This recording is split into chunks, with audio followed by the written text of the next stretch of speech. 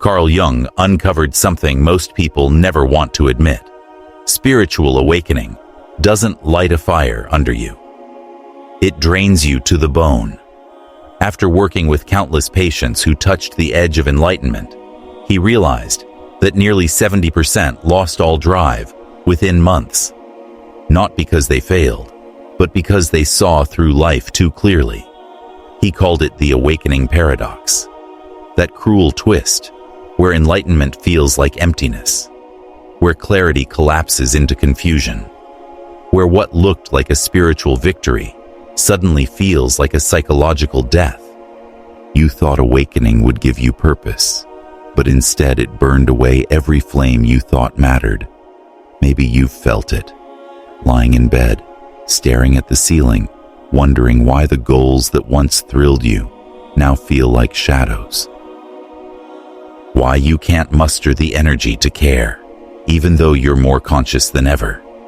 This is the paradox Jung exposed. The emptiness is not a mistake. It's not proof you're broken. It's a necessary stage. There's a process hidden in that void. A process that can give you a deeper, more authentic motivation than anything you've known.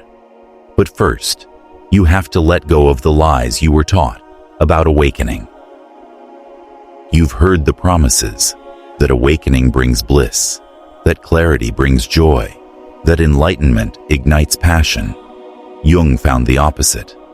The more awake you become, the more you realize every dream you chased was borrowed.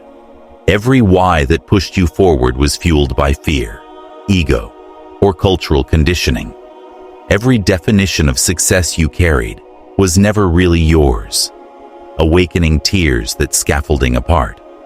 This is what Jung, drawing from alchemy, called the nigredo, the blackening phase. The old self dissolves. The new self hasn't yet arrived.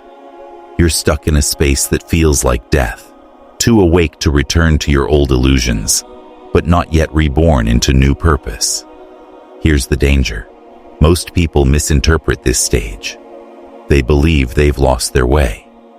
They scramble to recover old motivations, trying to stitch back together a life that no longer fits. But Jung warned, that's like forcing a butterfly back into its cocoon. It doesn't just fail. It destroys the very evolution your soul is demanding. There are two false paths: collapsing back into ego-driven goals, or staying paralyzed in endless emptiness. Both are betrayals of your own becoming. Jung offered a third way: walking through the void consciously. Learning why awakening kills your old drive, and how to let a new kind of purpose rise from the ashes. He learned this the hard way, through a patient named Maria.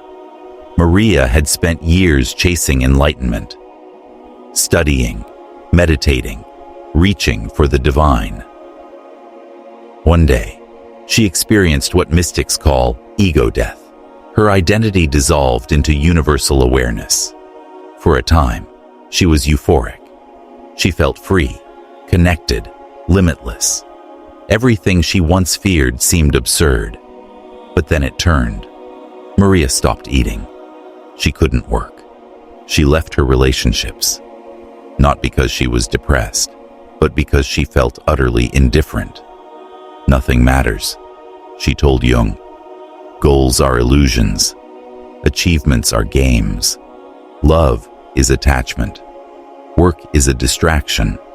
I can't pretend anymore. To most, she would have looked like a collapse. But Jung recognized something deeper. Maria wasn't failing.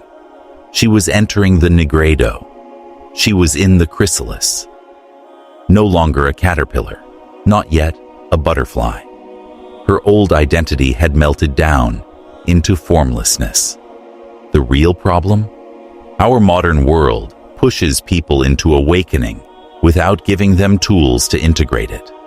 People glimpse higher consciousness, but lack the psychological framework to live inside it. Jung called this premature enlightenment. It's like cracking open your own chest with a scalpel, only to realize you have no idea how to sew yourself back up. Maria had pierced the veil, but she was left homeless between two worlds, too conscious to go back, not yet strong enough to go forward. Jung didn't try to return her to her old life. He helped her see her emptiness as sacred, not shameful. He showed her that this death of the self is not the end. It's the beginning. That the void is not a collapse, but a threshold. That the goo inside the chrysalis is the very material from which wings are formed. From this work, Jung shaped what he called individuation, a process for navigating the death of the ego and birthing a self rooted not in fear or illusion, but in authenticity. And that's the truth most teachers won't tell you. Awakening will take everything from you. It will strip away your old motivations, your false purpose, your comforting illusions. But if you let it, it will give you something infinitely greater. Not the fire of ego goals, but the steady flame of a soul finally aligned with itself. Carl Jung stumbled onto a truth that forever changed how he saw both psychology and spirituality. Most people searching for enlightenment think they're signing up for endless bliss, a lifetime of peace, joy, and clarity. They don't realize they're volunteering for something far more radical. A psychological death followed by a rebirth. This discovery shook Jung. He noticed that when people woke up spiritually, they often collapsed into what looked like failure. Motivation vanished. Dreams dissolved. Life seemed stripped of meaning. But Jung realized this wasn't failure at all. It was the necessary fire of transformation. He saw that those who dared to stay with the emptiness, who learned to consciously navigate what alchemists called the nigredo, came out the other side with a motivation so powerful it could withstand anything. Their purpose wasn't shaken by rejection, setbacks, or changing circumstances. It arose from deep inside, from a place no one else could touch. The paradox of motivation. Jung called it the individuation paradox. You have to lose yourself completely before you can find yourself authentically. That's why the first stage of awakening feels like total collapse. The goals that once gave you energy suddenly taste hollow. The things that once thrilled you now feel lifeless. And most people assume that means they're doing something wrong. In reality, it means they're right on track. Jung uncovered that all human motivation falls into two categories: persona-driven and self-driven. Persona-driven motivation comes from the mask you wear to be accepted. It's about proving yourself, avoiding rejection, or earning approval. It's the fuel behind chasing career milestones, building status, or shaping your image.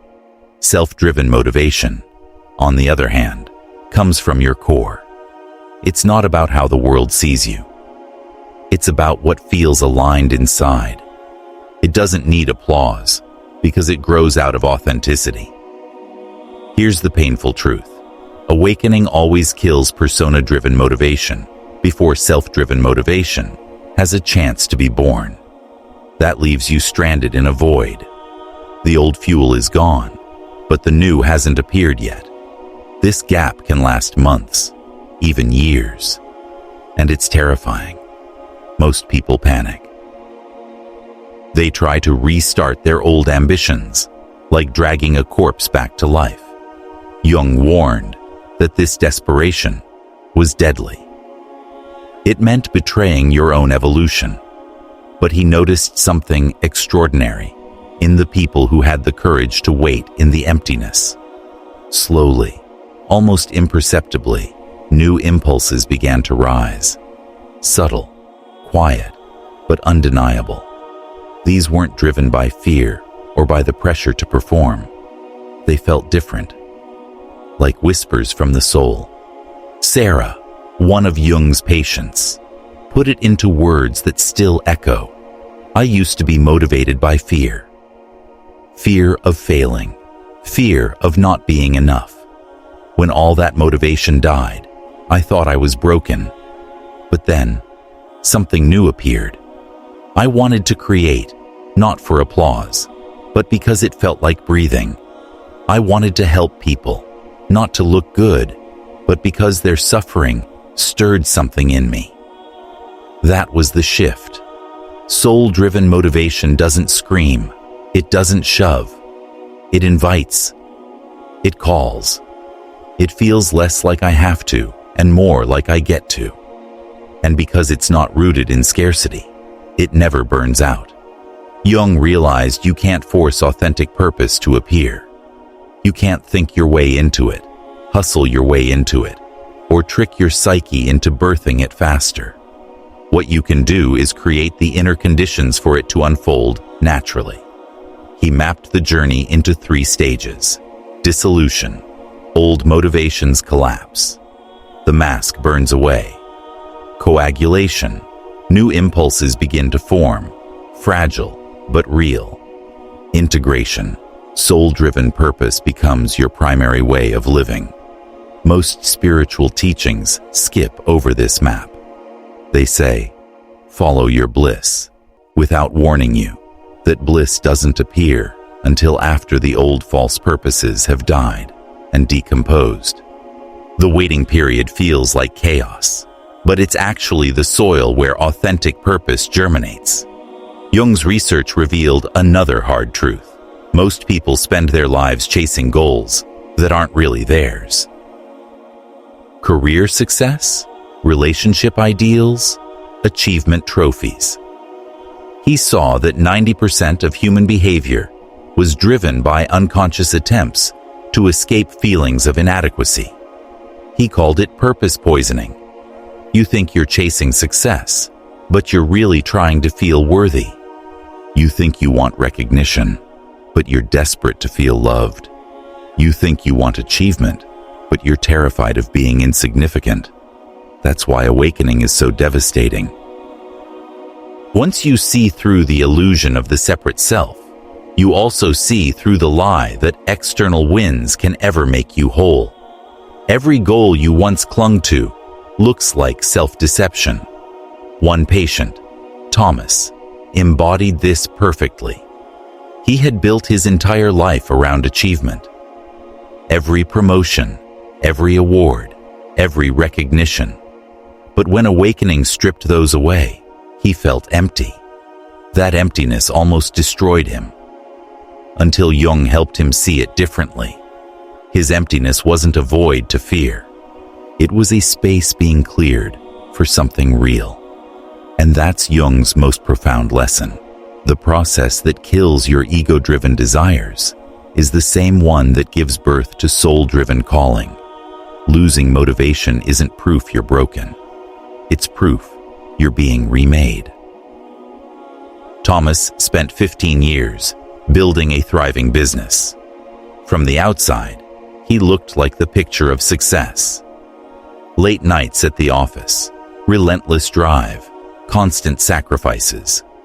He thought he was fueled by passion, by the thrill of entrepreneurship.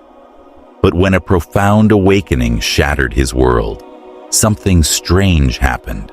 He couldn't summon even a flicker of interest in his company. I built this business because I was terrified of being seen as a failure, he confessed to Jung. Every decision, every sacrifice, every deal. I see now it was all driven by fear. Fear that I wasn't enough. And now that I see it clearly, the entire empire feels like a house of cards built on sand. To Thomas, the loss of motivation felt like collapse. But Jung saw something else. It wasn't a crisis. It was freedom. For the first time in his life, Thomas wasn't being puppeteered by fear. He was free from the unconscious forces that had ruled him. But Jung also knew something vital. You can't strip away false purposes without replacing them with something real.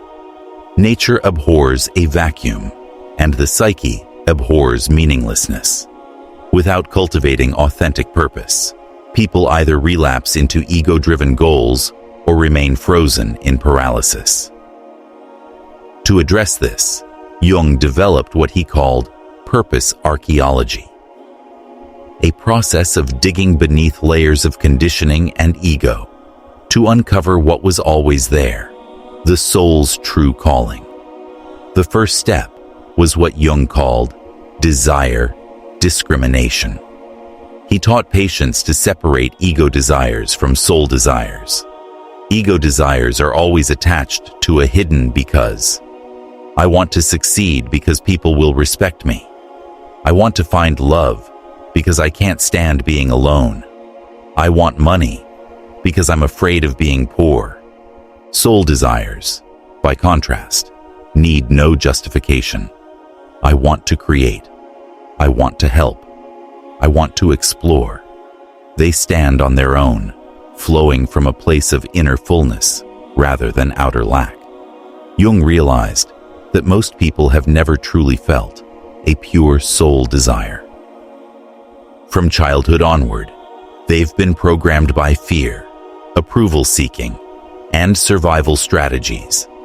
Awakening strips all that away, leaving behind the raw, buried impulses of the authentic self. But touching those desires requires something most people resist: conscious waiting. Learning to sit in the emptiness without panicking, allowing new life to rise slowly, in its own time.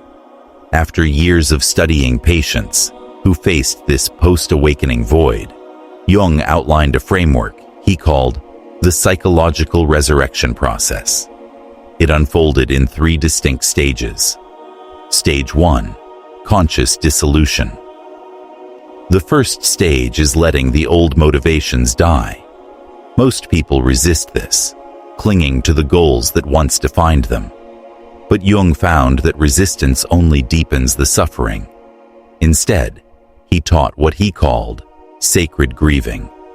This meant actively mourning the loss of old ambitions, writing letters to them, acknowledging what they once gave, and consciously releasing them. One patient wrote, "I grieve the part of me that longed for fame. That desire gave me energy for years, but now I see it was rooted in childhood wounds. I honor it, and I let it go." By grieving instead of resisting, people moved through dissolution more gracefully, without the lingering torment of clinging to dead dreams. Stage 2, active imagination. Once old purposes had been released, Jung guided patients into the second stage, active imagination. This wasn't about positive thinking or wishful visualization. It was about listening deeply to the unconscious. He instructed them to ask, "What wants to be born through me?" and then to wait, letting images, words, or feelings rise without judgment. Maria, another patient, began to see visions of herself teaching children in the forest. At first, she dismissed it as fantasy. She had no teaching background. But Jung urged her to follow the impulse. Months later, she was volunteering at an environmental program, alive in a way she hadn't been for years. That spark didn't come from status or fear. It came from what Jung called soul recognition. Stage 3, symbolic living. The final stage was living symbolically, organizing life not around rigid goals, but around symbols, synchronicities, and inner resonance. This didn't mean abandoning practicality. It meant following energy instead of obligation, fascination instead of strategy. When something lit you up, you listened. When a symbol spoke to you, you followed it. Jung discovered that people who lived this way often accomplished more than those chasing traditional ambitions, because their actions were powered by authenticity rather than struggle. In the end, Jung uncovered a truth that turns our usual idea of motivation upside down. Authentic purpose doesn't feel like motivation at all. It doesn't push, shove, or demand. It whispers. It invites. It feels like alignment, not effort.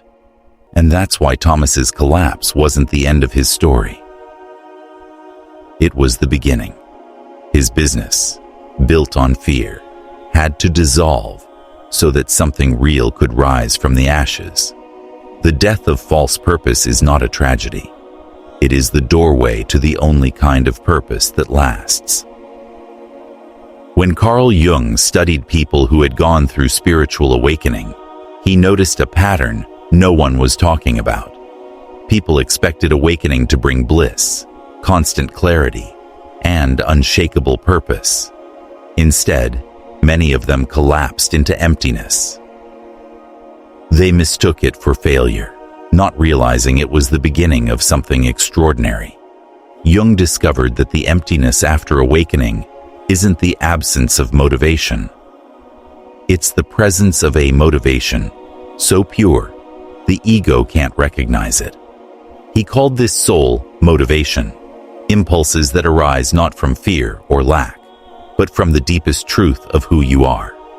Most of us only know ego motivation. It feels urgent, anxious, and pressured. Ego motivation is built on the belief that if you don't achieve, something bad will happen. It's fueled by scarcity and fear. You feel it as tightness in your chest, racing thoughts in your head, and tension in your body. Soul motivation feels nothing like that. It's calm, magnetic, and strangely inevitable. It doesn't scream, "I have to." It whispers, "I get to." It's fueled by love, by abundance, by authentic expression. You feel it as warmth in your heart and aliveness in your body. This difference changes everything. Jung worked with a man named David who illustrated the shift perfectly. Before awakening, David pushed himself to become a lawyer. His drive came from fear. Fear of disappointing his parents, fear of financial instability, fear of being seen as a failure. Every late night, every exam, every milestone was soaked in anxiety. After awakening, that drive evaporated. He felt lost, aimless, hollow. For months, he wandered through a fog of purposelessness. But then, something subtle began to emerge. He felt drawn to spend time in nature, not because it was productive, not because it would impress anyone, simply because it felt like home. During long walks, new ideas bubbled up about environmental conservation. "It doesn't feel like motivation," he told Jung. "It feels like remembering something I always knew, but forgot. When I work on conservation projects, I'm not trying to achieve anything. I'm just expressing what I am." Jung realized David had stumbled into what he called ontological motivation, energy that flows from being, not from wanting. Instead of being driven by fear, he was inspired by his essence. Jung concluded that most people never experience authentic motivation because they're too busy chasing ego-driven goals. They confuse fear-fueled ambition with purpose. That's why the post-awakening emptiness feels like a collapse. But in reality, it's an invitation, a clearing of space so the true voice of the soul can finally be heard. Jung identified key qualities that make soul motivation different from anything the ego can manufacture. Seasonal. It arrives in waves and cycles. You can't demand it. You can only ride its rhythm. Collaborative. It works with life, flowing like water down the easiest path. Instead of forcing, it partners with circumstances. Mysterious.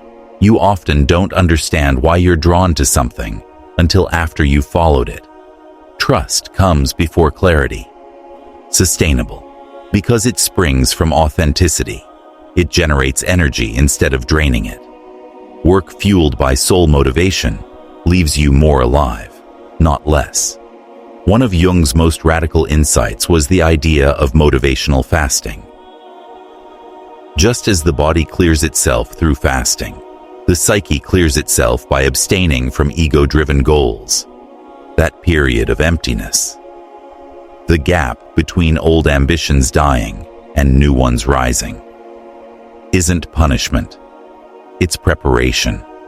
If you rush to fill the space with new plans, you miss the chance to discover the impulses that truly belong to you. The waiting is hard, but it's in the silence that soul motivation stirs. After decades of research, Jung reached a conclusion that shook him. When you learn to live from soul motivation, you don't just get your drive back. You access a form of purpose so strong, so sustainable, that it transforms everything it touches. He called it incarnated purpose. The moment when your essence takes form in your everyday life. It's not about chasing passion or hunting for a calling. It's about becoming a vessel for what wants to emerge through you. People who live this way share something unmistakable. They work from overflow, not depletion. They're not wrung dry by their calling. They're energized by it. They don't push against life. They flow with it.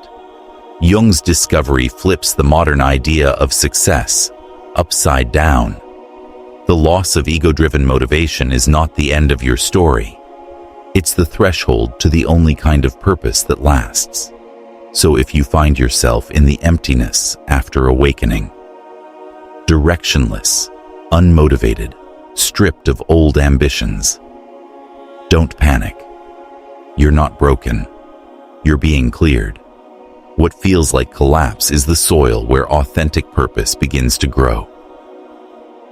When people shift from ego-driven ambition to soul-driven purpose, everything changes. They stop forcing their way through life and start flowing with it. Instead of pushing to achieve, they let natural enthusiasm carry them. Their work no longer drains them. It energizes them because it's aligned with who they truly are. They stop trying to manufacture opportunities and instead become deeply sensitive to what life is offering in each moment. Jung called this synchronistic awareness, the ability to see meaningful coincidences as guideposts. People living this way serve something larger than themselves, but without losing themselves in the process. Their contribution isn't self-sacrifice, it's authentic self-expression. And in serving their own soul, they inevitably serve the collective.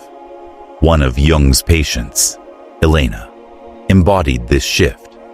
Before her awakening, she was a successful marketing executive. She had the title, the salary, the recognition.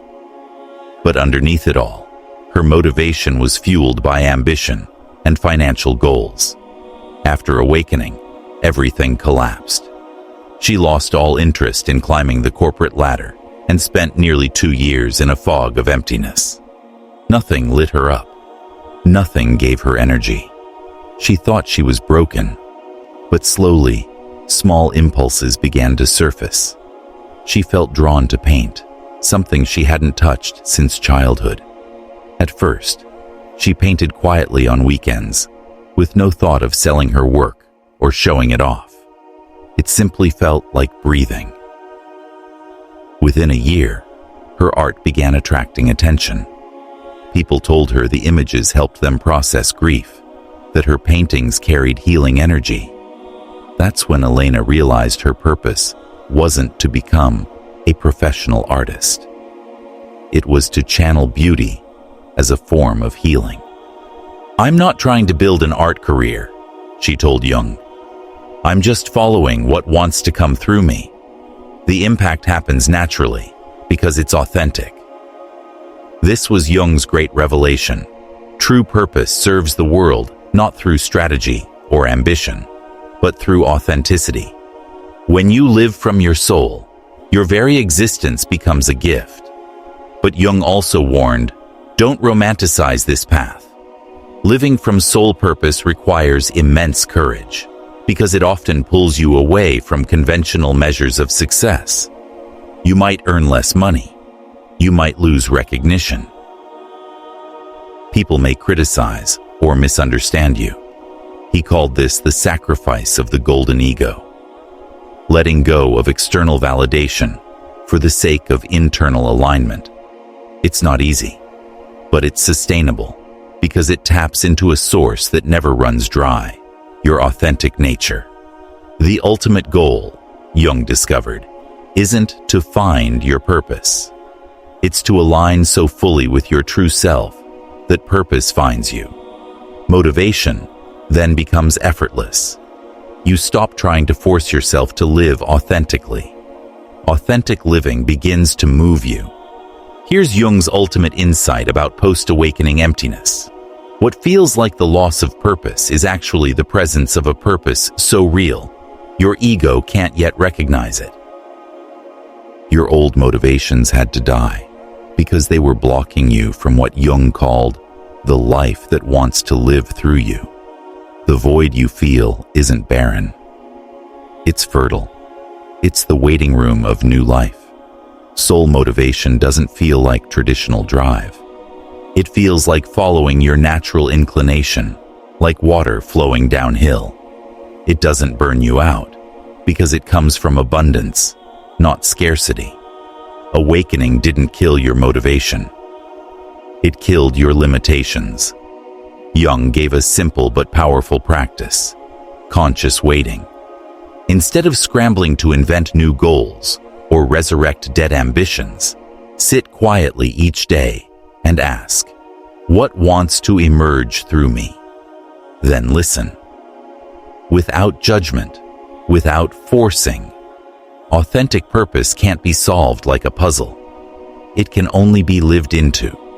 Even when your mind doesn't understand, trust that your soul knows exactly what it's doing.